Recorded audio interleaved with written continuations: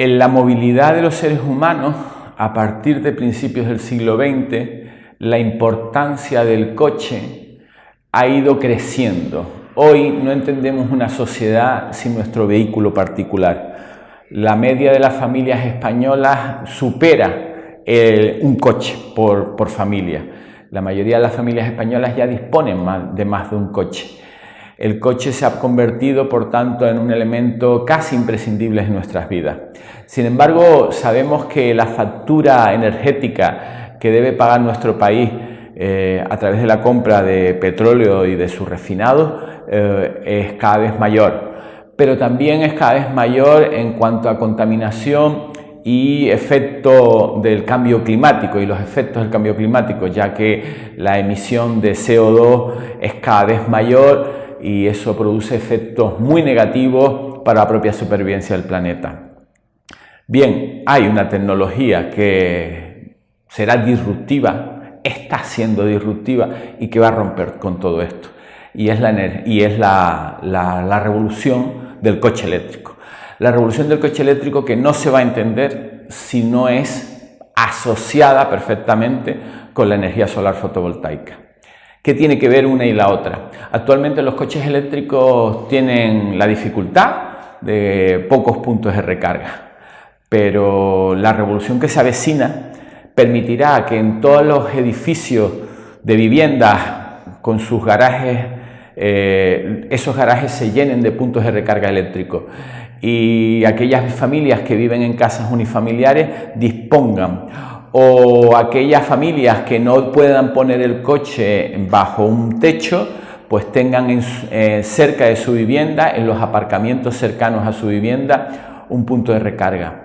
Esos puntos de recarga deben ser alimentados de fuentes energéticas limpias, fundamentalmente de fotovoltaica. ¿Por qué?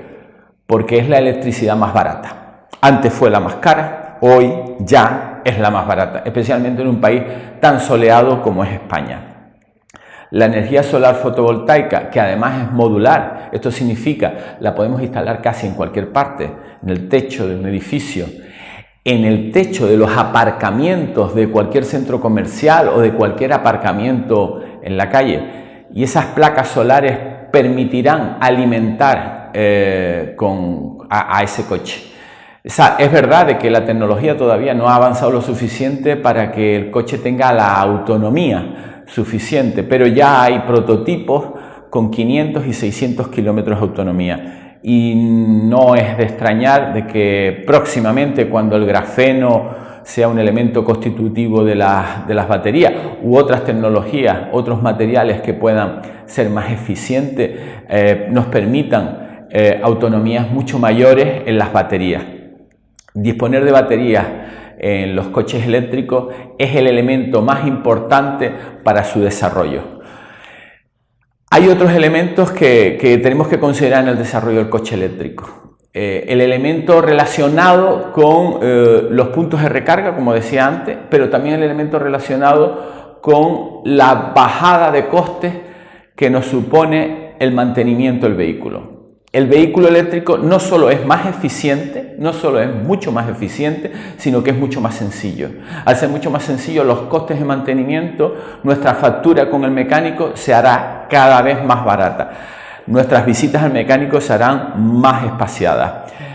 Para aquellos defensores del coche térmico, del coche convencional, que dice que un coche tiene que hacer ruido, decirles que la contaminación acústica que sufren nuestras ciudades es la causa de muchas enfermedades nerviosas, porque hay mucha gente que no puede dormir porque vive al lado de las carreteras o duermen mal, y además es la causa de otras consecuencias negativas para la ciudad.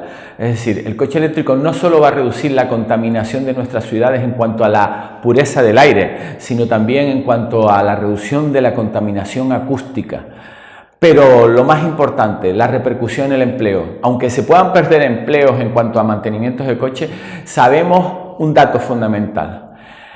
El ahorro enorme que va a producir el no tener que comprar petróleo a Arabia Saudí o a otros productores de petróleo va a hacer que ese dinero quede aquí y ese dinero podrá esa inversión tan grande que utilizamos, podrá servir para el desarrollo de los puntos de recarga, podrá servir para el desarrollo de otras tecnologías que repunten y apuntalen el coche eléctrico para que se convierta evidentemente en nuestro principal referente de movilidad. El coche eléctrico también vendrá de la mano probablemente del coche autónomo y del coche del car sharing. Son otras dos revoluciones que están pendientes en la movilidad de